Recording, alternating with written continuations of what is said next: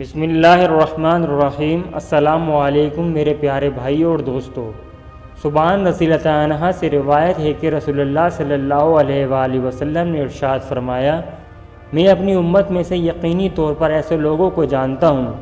جو قیامت والے دن اس حال میں آئیں گے کہ ان کے ساتھ پہاڑ کے برابر نیکیاں ہوں گی، تو اللہ تعالیٰ ان نیکیوں کو ہوا میں منتشر ہو جانے والا غبار بنا کر غرق کر دے گا۔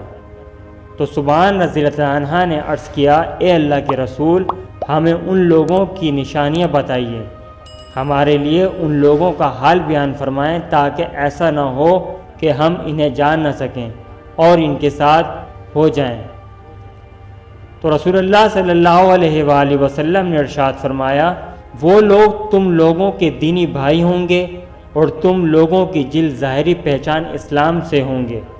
اور رات کی عبادت میں اسی طرح حصہ لیں گے جس طرح تم لوگ لیتے ہو، یعنی تم لوگوں کی ہی طرح قیام اللیل کیا کریں گے، لیکن ان کا معاملہ یہ ہوگا کہ جب وہ لوگ اللہ تعالیٰ کی حرام کردہ چیزوں اور کاموں کو تنہائی میں پائیں گے اور انہیں استعمال کریں گے۔ یا اللہ، ہمیں پلک جھپکنے کی مقدار کے مطابق بھی ہمارے نفس کے حوالے نہ کر، آمین۔ اگر میری آپ کو ویڈیو اچھی لگی ہو تو پلیز میرے چینل کو سبسکرائب کریں، لائک کریں اور شیئر کریں۔